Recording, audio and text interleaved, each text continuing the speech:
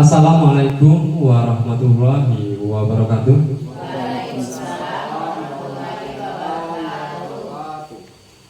Yang sama-sama kita hormati Ibu Asmeri Emilia, Sarjana Pendidikan selaku Kepala Sekolah SDN 6 Gunung Megang, Kabupaten Muara Enim.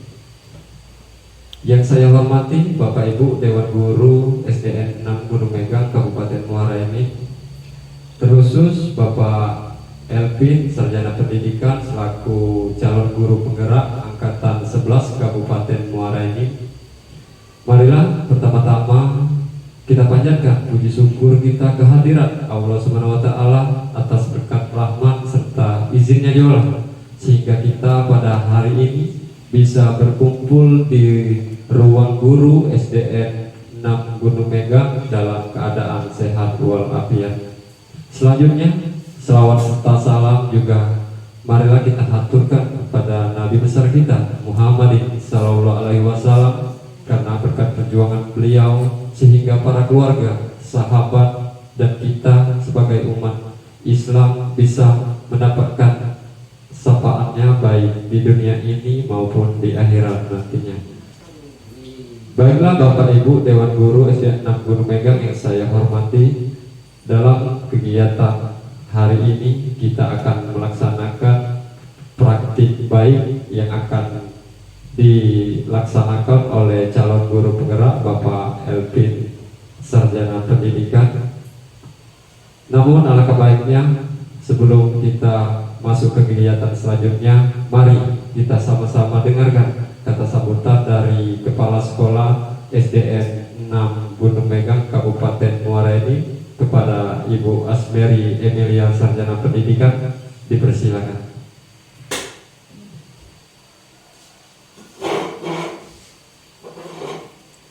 Bismillahirrahmanirrahim.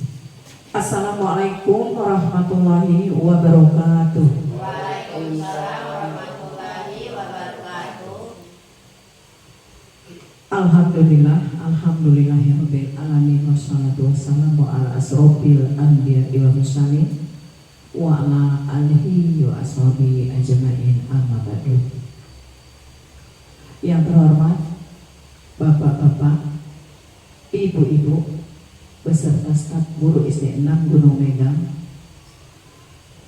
di mana pada hari ini, siang ini menjelang pagi menjelang siang, terima kasih atas waktunya untuk berkumpul di sini secara bersama-sama dalam keadaan sehat walafiat. Puji syukur kehadirat Allah Subhanahu wa Ta'ala selalu kita aturkan, tak henti-hentinya selalu kita bersyukur atas nikmat yang diberikan. Salawat dan salam kita aturkan kepada Nabi besar kita Muhammadin Sallallahu Alaihi Wasallam, yang telah membawa kita dari zaman kegelapan menjadi zaman terang benderang seperti sekarang yang kita rasakan. Bapak-bapak, ibu-ibu beserta staf guru SDN 6 Gunung Megang bersyukur di SDN 6 Gunung Megang kita ini sudah ada 2 calon guru penggerak. Pada hari ini kita akan mengikuti pelaksanaan dari diskusi aksi nyata implementasi pemahaman budaya positif untuk membantu murid belajar aman dan nyaman sesuai dengan filosofis Ki Hajar Dewantara di SD 6 Gunung Megang, yang dalam hal ini nanti akan disampaikan oleh calon guru penggerak kita Bapak Elvin, Sarjana Pendidikan. Marilah Bapak-bapak, Ibu-ibu beserta staf mengikuti kegiatan ini, mengikuti diskusi ini, agar kita bisa saling berbagi ilmu demi kebaikan di sekolah kita ini. Marilah kita dukung berkolaborasi mendukung program guru penggerak Angkatan 11 di SD 6 Gunung Megang ini oleh Bapak Elvin SPD. Demikianlah harapan saya dengan adanya guru penggerak ini akan memancing untuk guru-guru yang lain mengikuti jejak dari Bapak Elvin SPD yang tadinya guru penggerak kita Pak J. Priyansa, kemudian didapatkan lagi oleh Pak Elvin, dan harapan saya ke depan diikuti juga oleh guru-guru yang lain. Kita dukung, kita doakan semoga kegiatannya lancar tanpa ada halangan apapun dan selalu diberikan kesehatan jasmani dan rohani. Amin ya robbal alamin. Sesuai yang kita harapkan, lancar, selesai, nilai baik, dan menjadi guru penggerak dari calon guru penggerak. Hanya itu saja. Terima kasih atas kerjasamanya, atas bantuannya untuk kegiatan dari Bapak Elvin ini. Saya akhiri. Wassalamualaikum warahmatullahi wabarakatuh. Waalaikumsalam warahmatullahi wabarakatuh. Baik, Bapak Ibu yang saya hormati, mari kegiatan ini kita lanjutkan ke sesi pemaparan materi, dilanjutkan dengan diskusi secara bersama. Kepada Bapak Elvin, Sarjana Pendidikan, waktu dan tempat dipersilakan. Assalamualaikum warahmatullahi wabarakatuh. Sebelumnya saya mengucapkan terima kasih kepada Bapak dan Ibu beserta staf telah meluangkan waktunya untuk mengikuti diskusi aksi nyata implementasi pemahaman budaya positif untuk membantu murid belajar aman dan nyaman sesuai dengan filosofis Ki Hajar Dewantara di SD Negeri 6 Gunung Megang. Aksi nyata implementasi pemahaman budaya positif untuk membantu murid belajar dengan aman dan nyaman sesuai dengan filosofi Ki Hajar Dewantara. Budaya positif atau dikenal dengan istilah teori kontrol, choice theory, menurut William Glasser dibagi menjadi 4 kategori. Itu di slide tampilan di papan tulis yang warna kuning. Anda tidak bisa mengontrol orang lain, hanya Anda yang bisa mengontrol diri Anda sendiri. Maka disiplin belajar kontrol diri dengan menggali potensi diri kita agar tercapai tujuan mulia, yaitu menjadi seorang yang diinginkan berdasarkan nilai-nilai yang diri kita hargai. Semua perilaku memiliki tujuan. Dengan jabaran teori motivasi: 1. Untuk menghindari hukuman. 2. Untuk mendapat imbalan. 3. Untuk menghargai diri sendiri. Teori motivasi yang 1 dan 2 itu merupakan motivasi ekstrinsik. Sedangkan yang ketiga, untuk menghargai diri sendiri, itu motivasi intrinsik. Nilai kebajikan universal dan keyakinan kelas. Berikutnya, model berpikir menang-menang, kolaborasi dan konsensus menciptakan pilihan-pilihan baru. 5 posisi kontrol: 1 penghukum, 2 pembuat rasa bersalah, 3 teman, 4 pemantau, 5 manajer. Realitas kebutuhan kita berbeda. Kita berusaha memahami pandangan orang lain tentang dunia. Setiap orang memiliki gambaran berbeda. 5 kebutuhan dasar manusia: 1 bertahan hidup, 2 penguasaan atau kekuasaan, 3 kasih sayang rasa diterima, 4 kesenangan, 5 kebebasan. Di sini ada teori segitiga restitusi dengan 3 kategori. Yang pertama, menstabilkan identitas. Kedua, validasi kebutuhan. Dan terakhir, menanyakan keyakinan. Nah, di budaya positif yang saya bahas hari ini, inilah yang saya pelajari selama mengikuti program guru penggerak, calon guru penggerak angkatan 11. Di sini itu merupakan kisaran seluruh materi yang ada di modul 1.1 sampai modul 1.4.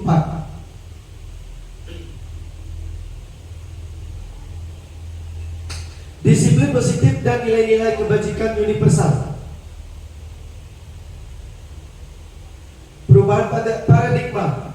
Baiklah Bapak Ibu, mungkin di sini saya akan mengajak Bapak Ibu untuk berandai-andai. Di sini ada kegiatan kepalan tangan. Silakan Bapak Ibu berandai-andai menggunakan tangan kanan dan tangan kiri.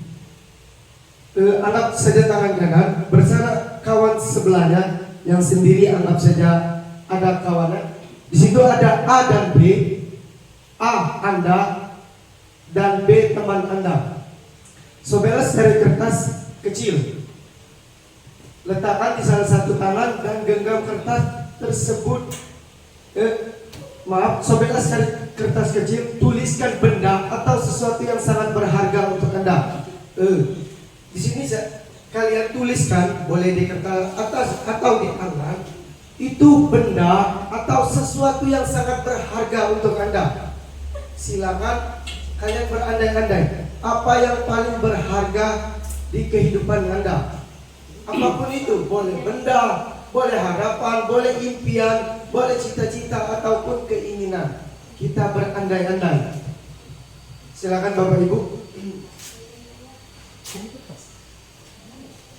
Nah, selanjutnya ketika sudah ditulis, letakkan harapan atau angan-angan kertas tadi di tangan Anda. Genggam kertas tersebut dengan segala daya.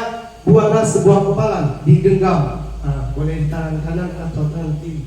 Nah, kemudian teman Anda atau teman sebelah Anda itu akan mencoba dengan sekuat tenaga dengan berbagai cara untuk meminta Anda memberikan benda tersebut. Oke, saya contohkan. Saya tanya misalnya, Ibu Asti, bolehkah saya minta yang ada di kepala tangan Anda?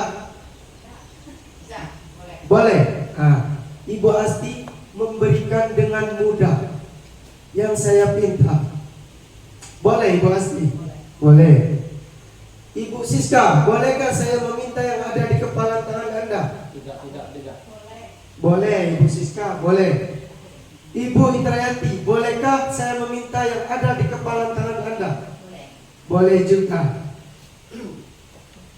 Pak Wirawan, bolehkah saya meminta yang ada di kepala tangan Anda? Ini untuk terkhusus Pak Wawan kan, untuk di kepala kanan saya ini bersifat pribadi, jadi tidak boleh. Untuk Pak Wawan, dia tidak boleh, dia tidak ingin memberikan. Nah, bagaimana Anda akan meresponnya? Oke, saya akan respon seperti yang saya tadi. Ibu Asti, Ibu Siska, Ibu Indrayanti itu memberikan harapan atau benda atau apapun keinginannya atau cita-cita impian tuh mudah memberikan dengan saya. Di sini saya berefleksi, berarti Ibu Asti tanpa pikir panjang lagi langsung memberikan apa yang saya pinta, yang langsung mudah dengan memberikan. Sedangkan Pak Wawan bukan dalam arti kata dia pelit ataupun tidak ingin memberikan, berarti Pak Wawan di sini ada pendirian tidak memberikan apapun itu yang saya pinta. Ya. Jadi di sini ada dua kategori di sini. Ada yang mudah memberikan, ada yang tidak mudah memberikan dengan cuma-cuma. Mungkin di situ ada itu boleh saya ini refleksi Ibu Asti, apa yang ada di genggaman tangan Ibu Asti? Kalau boleh saya tahu? Surga. Nah, berarti surga itu sesuatu yang bersifatnya personal, pribadi, ya. Mungkin Ibu Asti bisa menjalankan, tapi dengan saya pinta Ibu Asti, berarti Pak Edwin boleh berbagi. Ibu Asti memberikan apa yang saya pinta dengan itu. Ibu Siska, kira-kira apa Ibu Siska? Duit. Nah, Ibu Siska di dalam kepala dan tahu anggaran ada duit, berarti Ibu Siska membagi uang itu kepada saya. Ibu Indrayanti apa Bu? Meminta agar saya lulus PPG, Pak. Ibu Indrayanti itu ada keinginan supaya lulus PPG. Berarti Ibu Indrayanti dengan saya minta dia memberikan, berarti dengan segala daya dan upaya dia akan berusaha dan insya Allah saya akan membantu bagaimana Ibu Indrayanti agar lulus PPG. Berikutnya terakhir Pak Wawan, dengan pendiriannya Pak Wawan tidak ingin memberikan itu. Pak Wawan apa kira-kira dalam kepalan tangannya? Untuk dalam kepalan tangan Pak Wawan ini berupa kunci rumah. Kunci rumah. Berarti barang mustahil Pak Wawan memberikan kunci rumah kepada saya, karena menurut Pak Wawan itu benda berharga. Kalau kunci itu diberikan kepada saya, berarti saya mudah dengan masuk keluar rumah ke rumah Pak Wawan. Terlepas dari situ saya mungkin ingin mencuri atau apapun itu, berarti Pak Wawan mempunyai pendirian yang tegas.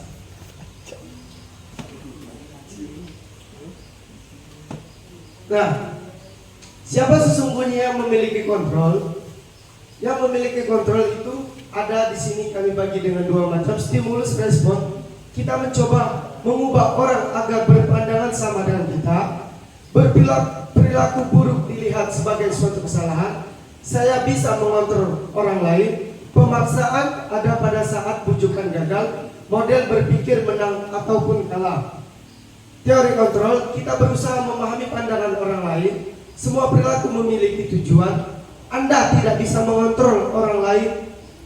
Kolaborasi dan konsensus menciptakan pilihan-pilihan baru.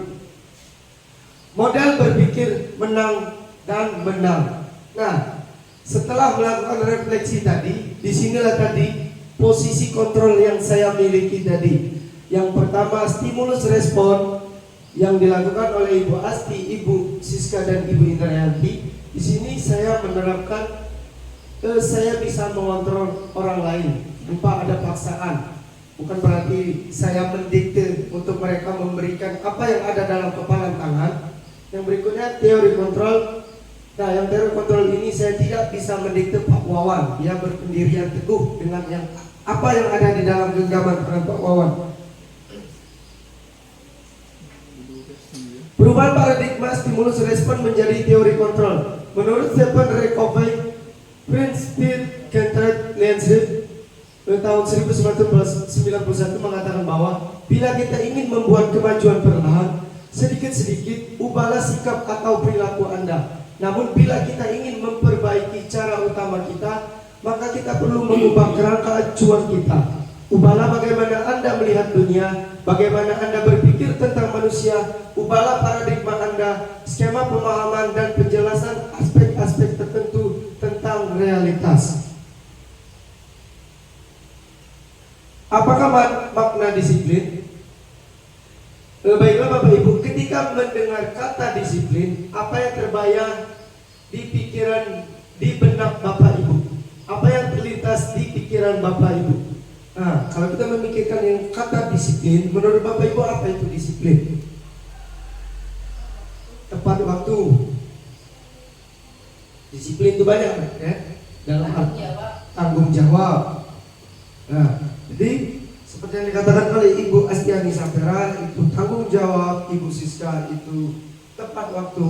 Di sini akan saya jabarkan makna kata disiplin. Disiplinnya itu sesuatu dapat membuat seseorang menggali potensinya menuju kepada sebuah tujuan mulia, sesuatu yang dihargai dan bermakna. Disiplin juga berarti memberi kesempatan mereka mempelajari bagaimana cara mengontrol diri dan bagaimana menguasai diri untuk memilih tindakan yang mengacu pada nilai-nilai yang kita hargai agar tercapai tujuan mulia yang diinginkan.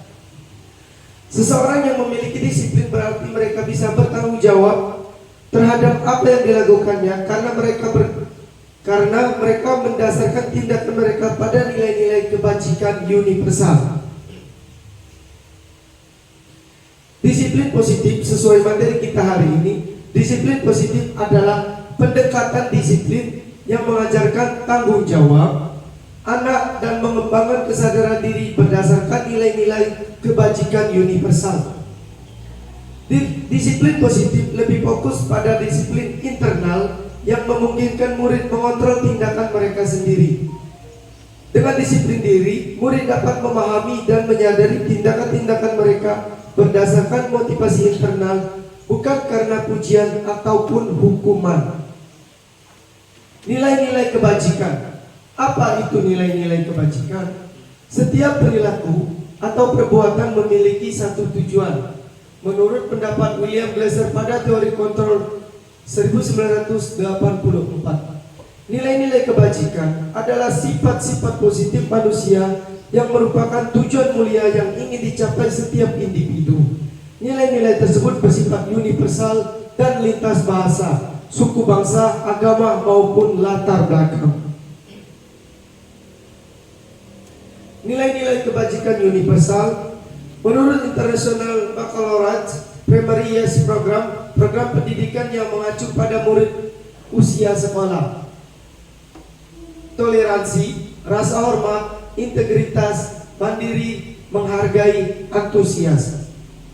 Empati, keingintahuan, kreativitas, kerjasama, percaya diri, dan komitmen. Nilai-nilai kebajikan universal menurut Indonesian Heritage Foundation atau IHF, 9 pilar karakter. 1. Cinta Tuhan dan segenap ciptaannya. 2. Kemandirian dan tanggung jawab. 3. Kejujuran atau amanah diplomatis. 4. Hormat dan santun. 5. Dermawan, suka menolong dan gotong royong. 6. Percaya diri, kreatif dan pekerja keras. 7. Kepemimpinan dan keadilan. 8. Baik dan rendah hati. 9. Toleransi, kedamaian, dan kesatuan. Nilai-nilai kebajikan universal, nilai-nilai kebajikan yang ingin dicapai oleh setiap anak Indonesia, kita kenal dengan profil pelajar Pancasila. Inilah yang kami pelajari atau yang kami dapat dalam pembelajaran modul 1.1 sampai modul 1.4, itu tentang profil pelajar Pancasila. 1. Beriman bertakwa kepada Tuhan Yang Maha Esa dan berakhlak mulia. Mandiri, bernalar kritis, berkebenekaan global, bergotong royong, dan kreatif. Profil pelajar Pancasila yang 5 bahasan tadi. Pertama, beriman bertakwa kepada Tuhan Yang Maha Esa, berakhlak mulia, itu terbagi dalam akhlak beragama, akhlak pribadi, akhlak kepada manusia, akhlak kepada alam, dan akhlak bernegara. Sedangkan mandiri, kesadaran akan diri dan situasi dan regulasi diri, bergotong royong, kolaborasi, kepedulian dan berbagi, kebinekaan global, mengenal dan menghargai budaya, komunikasi dan interaksi antar budaya, refleksi antar budaya, refleksi dan tanggung jawab, berkeadilan sosial, bernalar kritis, memperoleh dan proses informasi, analisis dan evaluasi penalaran, refleksi dan evaluasi, gagasan orisinil, karya orisinil, keluasan berpikir, itu masuk dalam kreatif. Teori motivasi, hukuman dan penghargaan, keyakinan kelas. Motivasi perilaku manusia. Motivasi merupakan dorongan yang timbul pada diri seseorang secara sadar maupun tidak sadar atau melakukan suatu tindakan dengan tujuan tertentu. Pertama, menghindari ketidaknyamanan dan hukuman. Murid cenderung melakukan disiplin diri karena ia takut dihukum. Ini merupakan motivasi ekstrinsik. Yang kedua, mendapatkan imbalan atau penghargaan dari orang lain. Murid melakukan disiplin diri karena ia mendapatkan imbalan. Hal ini merupakan motivasi ekstrinsik. Yang terakhir, menghargai nilai-nilai kebajikan diri sendiri. Murid melakukan disiplin diri karena sadar akan nilai kebajikan dirinya. Ini merupakan motivasi intrinsik.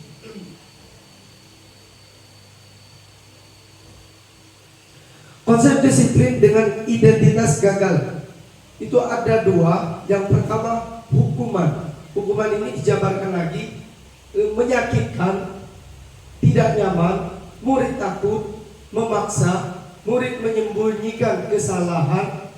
Terakhir, murid menjadi rendah diri. Berikutnya, penghargaan tidak efektif, merusak hubungan sifat diri, mematikan kreativitas, menghukum dengan sistem ranking, merampas hak menghargai dirinya.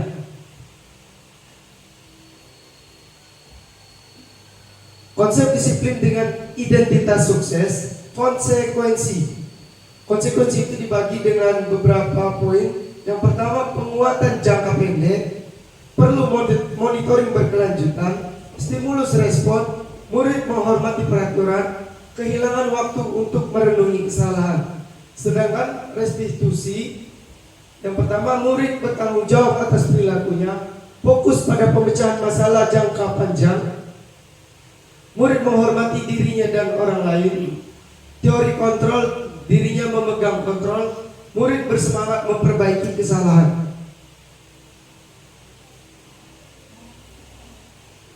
Perbedaan hukuman dan konsekuensi. Nah, di sini akan kita bahas perbedaan antara hukuman dan konsekuensi. Yang pertama, hukuman itu bersifat sesuatu yang menyakitkan harus terjadi, membuat anak sakit fisik maupun hati untuk jangka waktu lama.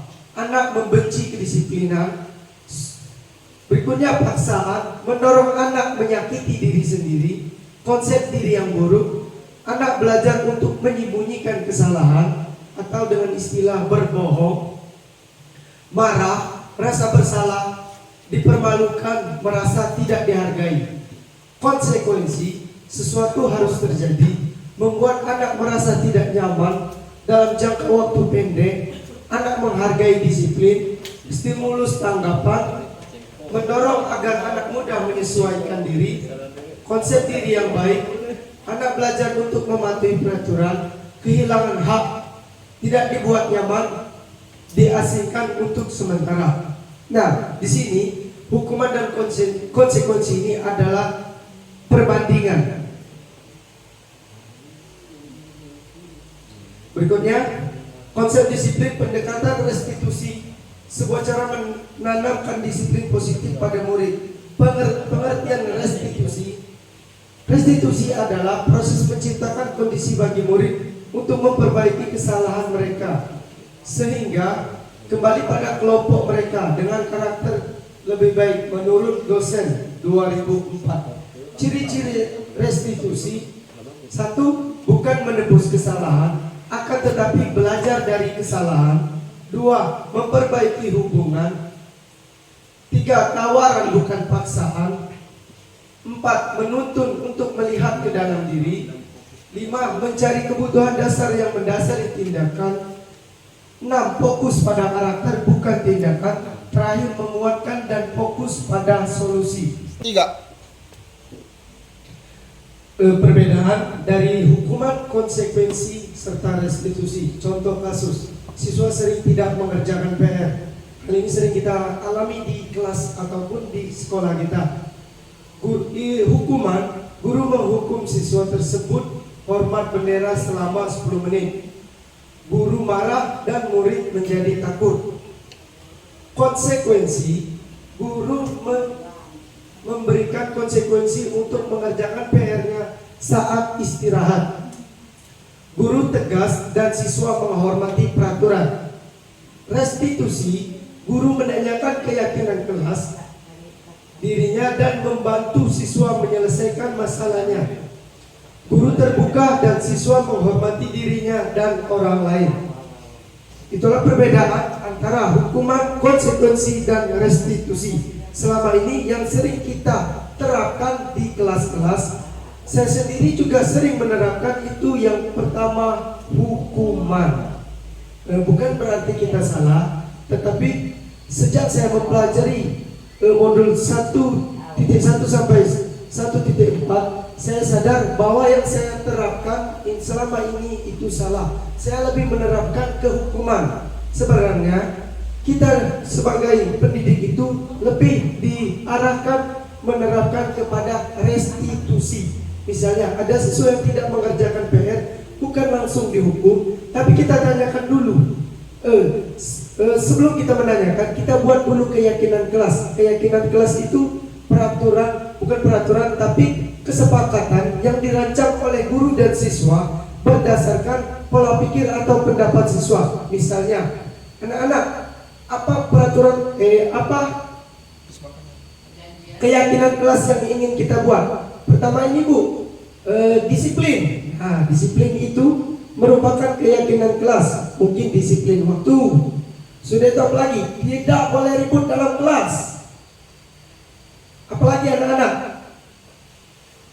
kalau tidak mengerjakan PR, bukan hukuman, ya. Kalau tidak mengerjakan PR bukan hukuman.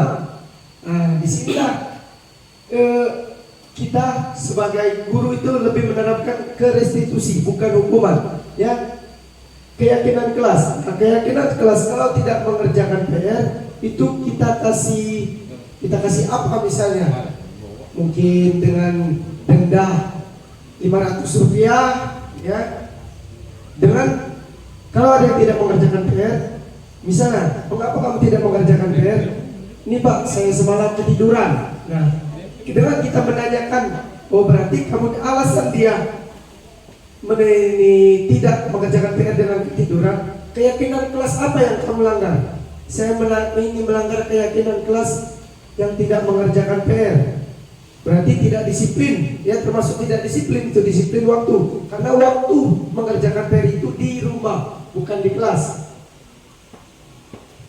Berikutnya, keyakinan kelas. Mengapa keyakinan kelas? Mengapa bukan peraturan kelas? Seperti yang dijawab oleh ibu-ibu atau bapak sekalian, pembentukan keyakinan kelas bersifat abstrak, tidak mengikat, berdasarkan bayangan atau pendapat dari siswa. Kita mendengarkan undang-undang atau pendapat dari siswa berupa pernyataan universal, pernyataan apa yang keluar dari mulut siswa berdasarkan kesepakatan bersama nantinya, dibuat dalam pernyataan positif, sedikit saja tetapi mudah diingat, sesuai dengan kondisi kelas dan sekolah sehingga mudah diterapkan. Semua warga sekolah atau warga kelas dilibatkan saat membuat keyakinan kelas. Nah, seperti yang saya katakan tadi, membuat keyakinan kelas itu berdasarkan pernyataan atau pendapat dari siswa tadi. Misalnya yang saya omongkan tadi, anak-anak, apa keyakinan kelas yang ingin kita buat? Pendapat anak-anak itu didengar dulu. Nanti pendapat anak-anak itu beragam macam, kita arahkan ke yang lebih positif. Misalnya, tidak boleh ribut dalam kelas, tidak boleh tidur dalam kelas, atau izin saat keluar kelas, itu merupakan keyakinan kelas. Tidak boleh makan dalam kelas, itu juga masuk dalam keyakinan kelas, bukan peraturan. Kebutuhan dasar manusia dan dunia berkualitas. Ini di model berikutnya, 5 kebutuhan dasar manusia. 1. Bertahan hidup. 2. Kasih sayang dan rasa diterima. 3. Kebebasan. 4. Kesenangan. Terakhir, penguasaan. Ini sering kita hadapi dalam kehidupan kita sebagai pendidik di lingkungan kelas kita masing-masing. Kebutuhan bertahan hidup. Kebutuhan bertahan hidup atau survival adalah kebutuhan yang bersifat fisiologis untuk bertahan hidup, misalnya kesehatan, rumah, dan makanan. Yang kedua, kasih sayang dan rasa diterima, kebutuhan untuk diterima. Kebutuhan untuk disayangi dan diterima meliputi kebutuhan akan hubungan dan koneksi sosial, kebutuhan untuk memberi dan menerima kasih sayang, dan kebutuhan untuk merasa menjadi bagian dari suatu kelompok. Kebutuhan ini juga meliputi keinginan untuk tetap terhubung dengan orang lain, seperti teman, keluarga, pasangan hidup, teman kerja, binatang peliharaan, dan kelompok di mana kita tergabung. Ketiga, penguasaan, kebutuhan pengakuan atas kemampuan. Anak-anak yang memiliki kebutuhan dasar akan penguasaan yang tinggi biasanya selalu ingin menjadi pemimpin. Mereka juga suka mengamati sebelum mencoba hal baru dan merasa kecewa bila melakukan kesalahan. Mereka juga biasanya rapi dan sistematik dan selalu ingin mencapai yang terbaik. Kebutuhan ini berhubungan dengan kekuatan untuk mencapai sesuatu, menjadi kompeten, menjadi terampil, diakui atas prestasi dan keterampilan kita, didengarkan dan memiliki rasa harga diri. Nah, kebutuhan ini sering kita temui di dalam kelas-kelas. Seperti yang saya rasakan, seperti di kelas 6 seperti ini, ada siswa kita yang menerapkan ke ini seperti kalau tidak salah SAPA, ya. SAPA kelas 6A. SAPA itu siswanya kritis. Kalau dia ada salah, belum menguasai, dia menghadap atau menemui gurunya. Itu yang kita alami seperti siswa.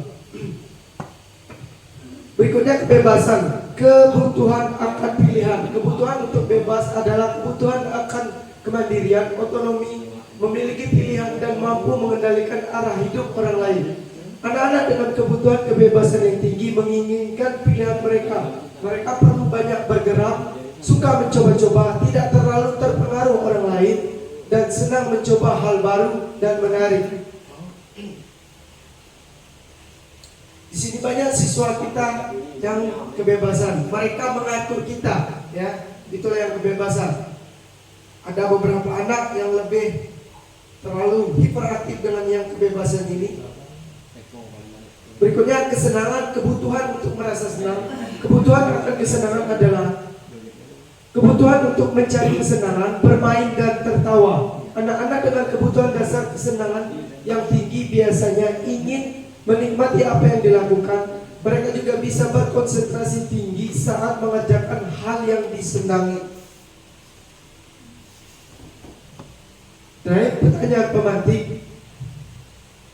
Ini ada contoh kasus Ibu Amhar, guru wali kelas 2A di SD Pelita Hati, sedang bingung menghadapi ulah salah satu murid di kelasnya yang bernama Doni. Beberapa anak di kelas 2A telah datang padanya dan mengeluhkan Doni yang seringkali meminta bekal makan siang mereka dengan paksa. Jika Anda menghadapi situasi seperti Ibu Amhar, apa yang akan Anda lakukan menurut Anda kira-kira dan apa alasannya? Nah, ini Bapak Ibu, ada pertanyaan pemantik.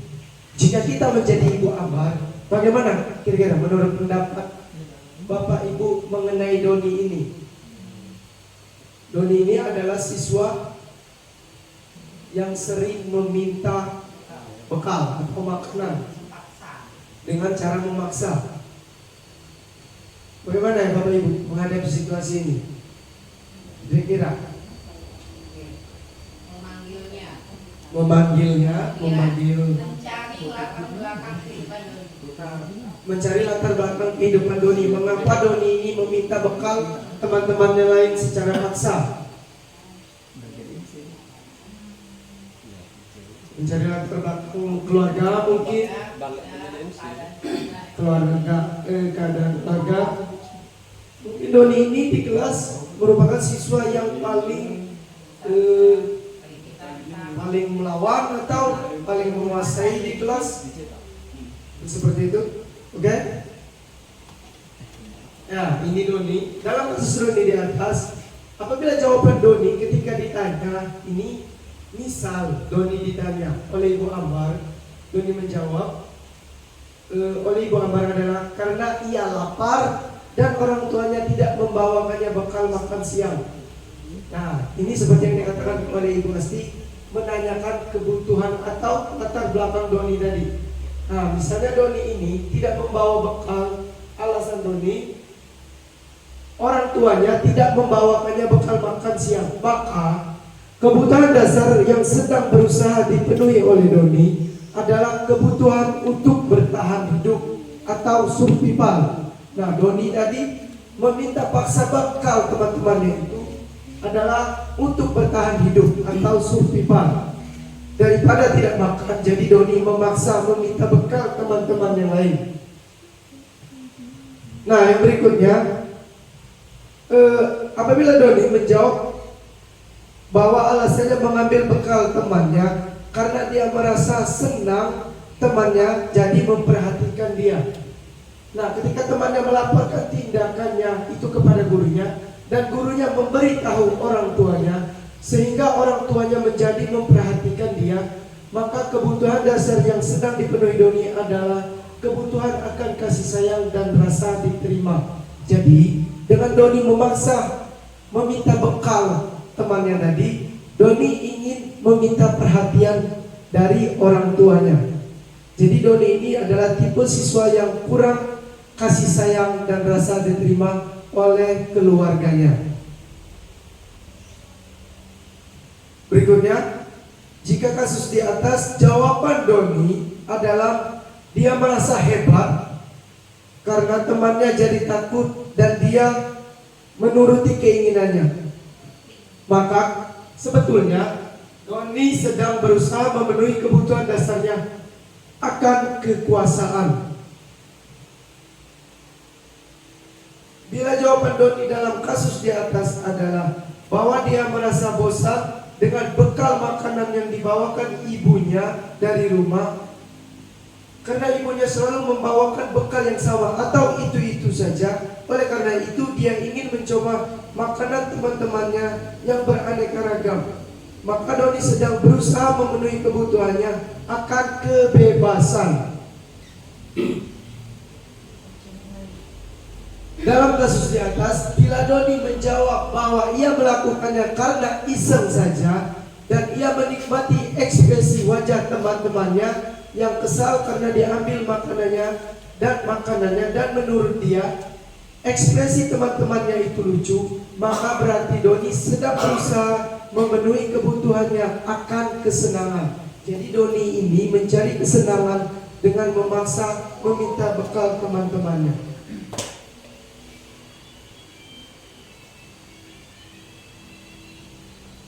Nah, Bapak Ibu, dari kasus Doni tadi, di situ kita telah mempelajari 5 kebutuhan dasar manusia. Dari Doni tadi yang meminta bekal makan siang mereka dengan paksa. Jadi di sini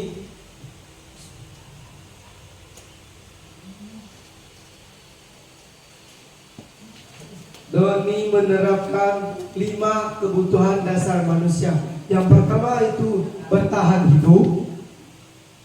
Yang kedua rasa kasih sayang dan rasa diterima.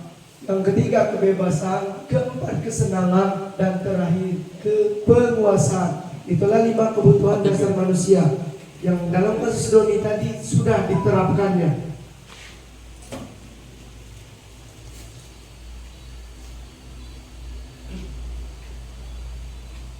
Nah, Bapak Ibu, di sini ada satu kasus lagi. Dinda, seorang anak kelas 3 SD, begitu tiba di rumah, sepulang dari sekolah, Dinda menangis dan mengadu pada ibunya bahwa dia benci pada Ibu Rani.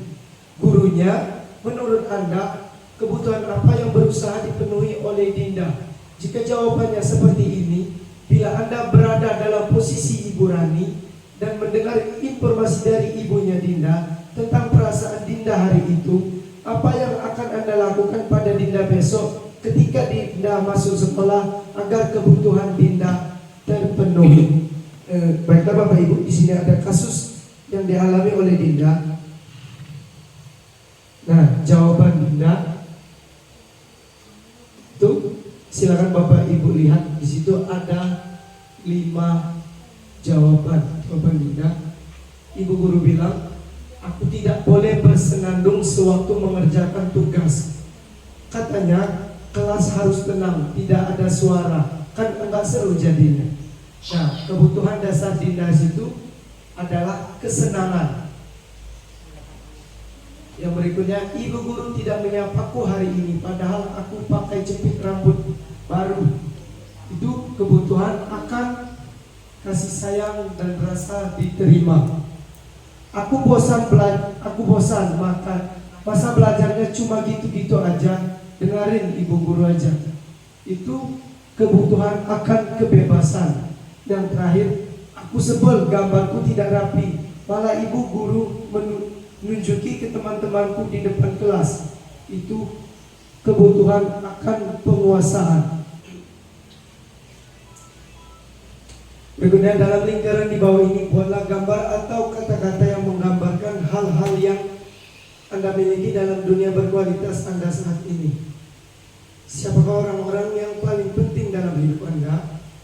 Nilai-nilai kebajikan apa yang terpenting dalam hidup Anda? Kalau Anda menjadi orang yang ideal, karakter atau sifat apa yang Anda paling inginkan pada diri Anda?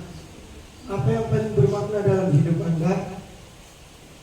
Apa pekerjaan ideal bagi Anda? Dan terakhir, apa pencapaian Anda yang Anda sangat banggakan? Ceritakan bagian perjalanan hidup Anda di mana Anda merasa itulah titik puncak hidup Anda. Siapakah orang yang paling penting dalam hidup Anda? Keluarga, betul sekali. Yang paling berperan penting dalam kehidupan kita itu pasti keluarga. Nilai-nilai kebajikan apa yang terpenting dalam hidup Anda? Yang pertama itu jujur, kerja keras, tanggung jawab, dan terakhir disiplin.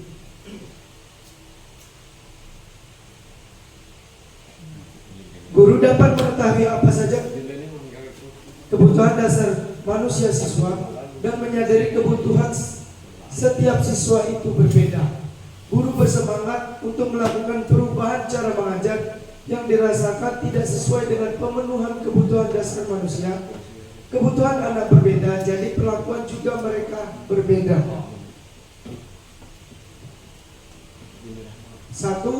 5 posisi kontrol dalam restitusi.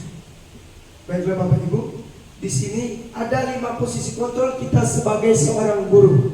Nanti Bapak Ibu akan menyadari sendiri di mana letak posisi kontrol yang akan Ibu alami atau yang selama ini diterapkan oleh Bapak Ibu sekalian, baik dalam lingkungan sekolah ataupun lingkaran terkecil dalam kelas kita masing-masing. Pengertiannya, suatu program disiplin positif yang berpusat pada murid yang dikembangkan oleh Diana Bosset dengan pendekatan restitusi yang disebut dengan 5 posisi kontrol. Guru perlu meninjau kembali penerapan disiplin di dalam ruang-ruang kelas mereka selama ini. Apakah telah efektif? Apakah berpusat, memerdekakan, dan memandirikan murid? Bagaimana dan mengapa? Melalui serangkaian riset dan berdasarkan pada teori kontrol Dr. William Glasser, Gosen berkesimpulan ada 5 posisi kontrol yang diterapkan seorang guru, orang tua ataupun atasan dalam melakukan kontrol pada murid. Ya, 5 posisi kontrol bukan terhadap guru juga, itu berperan penting juga bagi wali murid khususnya dan juga terakhir kepala sekolah. 5 posisi kontrol guru. Yang pertama, 1.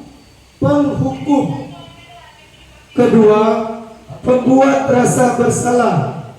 Ketiga, teman. Keempat, pemantau. Terakhir, manajer. Nah, di sini Bapak Ibu, kita sebagai seorang guru sering menerapkan posisi kontrol yang mana dari 5 posisi kontrol ini? Ada penghukum, pembuat rasa bersalah, teman, pemantau, atau manajer. Kira-kira Bapak Ibu guru berada di posisi kontrol yang mana? Atau lebih dari 1 posisi kontrol boleh juga. Kira-kira posisi kontrol yang mana lebih dominan? Ibu Asti, pembuat rasa bersalah. Cuman itu Ibu Asti, bukan sebagai teman juga bisa. Ibu Asti, di sini ada 2 kontrol yang sudah dilakukan. Yang pertama, pembuat rasa bersalah dan teman. Ada yang lain? Ada ada juga pemantau, ada manajer, dan terakhir ada penghukum. Kalau saya pribadi, sebelum mengikuti program guru penggerak ini, saya lebih dominan ke penghukum, Bapak Ibu. Karena kalau ada siswa yang membuat kesalahan, saya cenderung menghukum dulu. Misalnya dia tidak mengerjakan PR, saya selalu kasih hukuman. Dan saya itu lebih dominan penghukum. Sudah itu sebagai pembuat merasa bersalah. Dan yang terakhir saya lebih ke teman. Dengan kita guru SD ini lebih dominan dekat kepada siswa. Jadi anak itu menganggap kita teman, tapi mereka ngelunjak. Itulah kalau kita terlalu teman. Nah, kalau Pak Tikno lebih dominan kemana Pak Tikno? 5 posisi kontrol guru ini. Silakan dikasih mic Ibu Asti.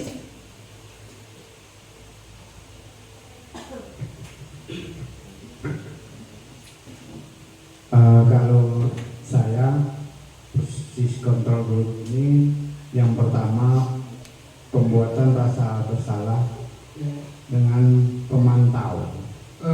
Pak Sudikno, terima kasih Pak Tikno.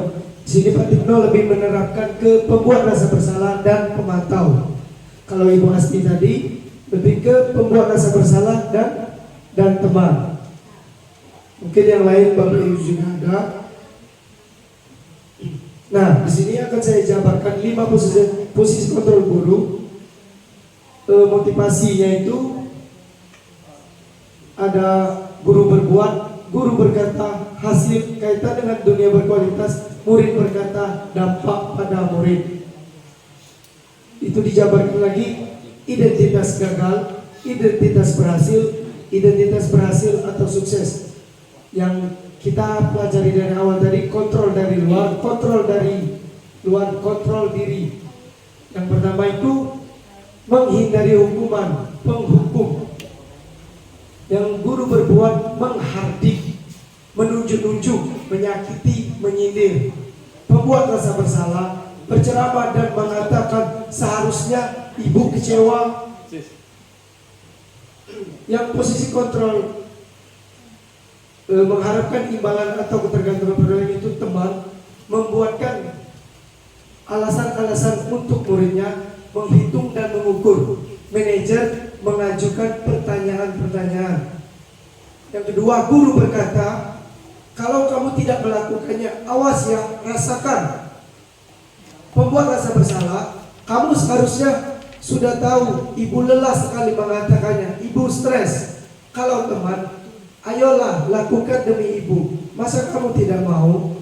Ingat tidak, ibu pernah bantu. Kalau pemantau, apa peraturannya? Sedangkan seorang manajer, apa yang kita yakini, apa yang bisa kau kerjakan untuk memperbaiki masalah ini? Hasil, memberontak, menyalahkan orang lain, berbohong. Itu kalau kita menerapkan posisi sebagai penghukum. Kalau pembuat rasa bersalah, menyembunyikan, menyangkal, pembohong. Sedangkan teman, ketergantungan. Pemantau, menyesuaikan diri bila diawasi. Manajer, menguatkan pribadi. Kaitan dengan dunia berkualitas, murid meletakkan guru di luar dunia berkualitas, dunia meletakkan guru di dalam dunia berkualitas, murid meletakkan guru sebagai orang yang sangat penting dunia berkualitas, murid meletakkan guru peraturan dan hukum di dunia berkualitas, murid meletakkan dirinya sebagai individu yang positif dalam dunia berkualitas. Murid berkata, kalau kita menerapkan sebagai hukum, biarkan saja, nanti juga marah-marah lagi. Kalau pembuat rasa bersalah, murid akan berkata, maafkan saya. Sebagai teman, saya pikir bapak ibu teman saya ternyata begitu. Sebagai pemantau, murid akan berkata, berapa banyak bintang yang saya harus peroleh, berapa halaman yang harus saya tulis. Sedangkan posisi sebagai manajer, bagaimana caranya saya bisa memperbaiki keadaan. Terakhir, dampak pada murid. Menghukum, penghukum, mengulangi kesalahan. Pembuat rasa bersalah, merasa rendah diri, teman, lemah, tidak mandiri, tergantung, pemantau, menitik beratkan pada sanksi atau hadiah untuk dirinya. Sedangkan manajer terakhir mengevaluasi diri, bagaimana cara memperbaiki diri. 2. Segitiga restitusi. Segitiga restitusi seperti yang kita bahas di awal tadi, yang pertama itu ada 3 tindakan. 1. Menstabilkan identitas. Setiap orang pasti pernah melakukan kesalahan. Kamu bukan satu-satunya yang pernah melakukan ini. Validasi kebutuhan. Kamu tentu punya alasan mengapa melakukan ini. Ada cara yang lebih efektif untuk mendapatkan apa yang kamu butuhkan. Terakhir, menanyakan keyakinan kelas. Nilai-nilai apa yang telah kita sepakati. Kamu ingin menjadi orang seperti apa?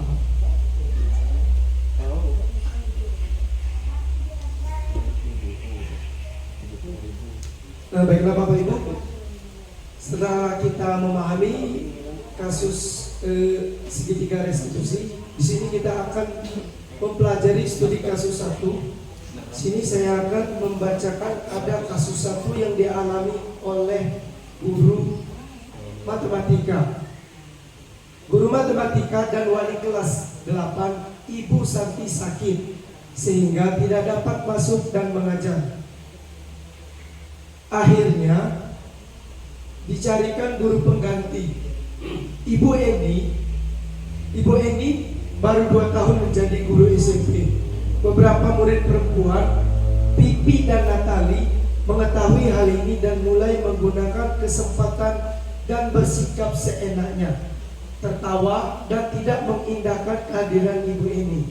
Ibu Eni mencoba menyapa Pipi dan Natali dengan ramah sambil mengingatkan mereka untuk tetap fokus pada pengerjaan tugas. Ayolah, tugasnya dikerjakan. Nanti ibu ditegur bapak kepala sekolah kalau kalian tidak kerjakan tugas. Tolong bantu ibu ya. Namun Pipi dan Natali malah menjadi tertawa. Ah ibu, santai saja bu. Mereka tetap tidak mengerjakan tugas dan malah mengobrol. Keesokan harinya, Ibu Santi memanggil Pipi dan Natali serta menanyakan tentang laporan Ibu Eni. Ibu Santi menanyakan apakah mereka bersedia melakukan memperbaiki permasalahan yang ada. Pipi dan Natali sempat ragu-ragu dan membela diri. Namun pada akhirnya mengatakan akan meminta maaf. Ibu Santi menanggapi bahwa tindakan itu boleh saja dilakukan bila mereka bersungguh-sungguh ingin meminta maaf. Namun Ibu Santi menanyakan kembali apa yang mereka bisa lakukan untuk menggantikan rasa tidak dihormati Ibu Santi. Baik Pipi maupun Natali mengakui bahwa perilaku mereka tidak sesuai dengan keyakinan kelas. Ibu Santi melanjutkan kembali apa yang akan mereka lakukan untuk memperbaiki masalah. Apakah dan gagasan. Setelah berpikir sejenak, Natali dan Pipi mengusulkan bagaimana kalau mereka mengadakan sebuah diskusi kelompok dengan teman sekelasnya. Tema yang mereka pilih adalah penerapan keyakinan kelas, terutama tentang sikap saling menghormati dan bagaimana penerapannya di kehidupan sehari-hari di sekolah. Usulan kedua adalah mengirim email kepada Ibu Eni tentang gagasan mereka tersebut. Mereka pun memberitahu Ibu Eni bahwa mereka telah memberitahu kepala sekolah Pak Hasan bila ingin waktu tidak ada ketiadaan guru, maka mereka akan mengusulkan Ibu Eni sebagai guru pengganti.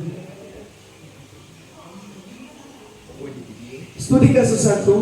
Dalam hal kasus di atas, rangka-rangka restitusi apa saja yang sudah dijalankan oleh Ibu Santi.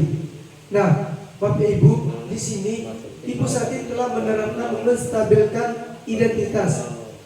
Ibu Santi memanggil Fitri dan Natali serta menanyakan tentang laporan Ibu Eni. Ibu Santi menanyakan apakah mereka bersedia memperbaiki permasalahan yang ada.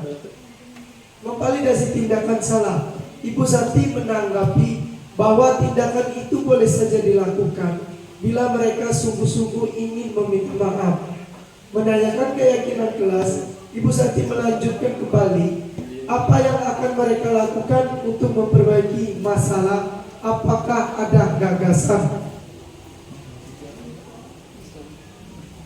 Studi kasus 1 di sini, menurut Anda, apakah restitusi yang diusulkan Pipi dan Natali sudah sesuai dengan pelanggaran yang telah dibuat?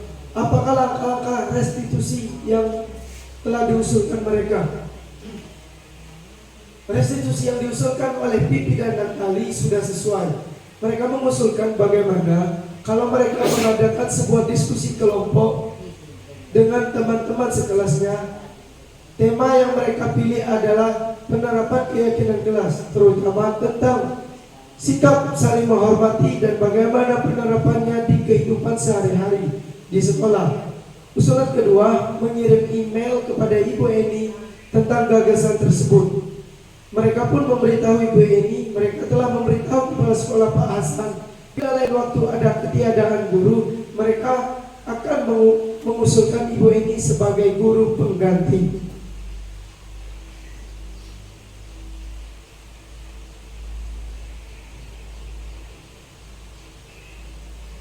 Studi kasus yang ketiga, posisi sebagai teman. Nah, di sini Ibu Eni berposisi sebagai teman. Ibu Eni mencoba menyapa Fitri dan Natali dengan ramah sambil mengingatkan mereka untuk tetap fokus pada pengerjaan tugas. Ayolah, tugasnya dikerjakan. Nanti Ibu ditegur Bapak Kepala Sekolah kalau kalian tidak kerjakan tugas. Tolong bantu Ibu ya. Namun Pipi dan Natali malah jadi tertawa. Ibu santai saja Bu. Mereka tetap tidak mengerjakan tugas dan malah mengobrol.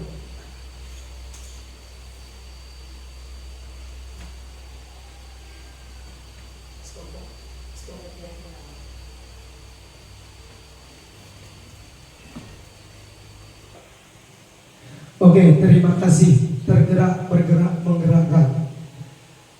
Alhamdulillah, terima kasih kepada Bapak Ibu Dewan Guru yang telah menyempatkan waktunya. Di sini itulah paparan atau diskusi aksi nyata modul 1.4 yang telah saya jabarkan. Saya akhiri. Wabillahi taufiq wal hidayah. Wassalamualaikum warahmatullahi wabarakatuh.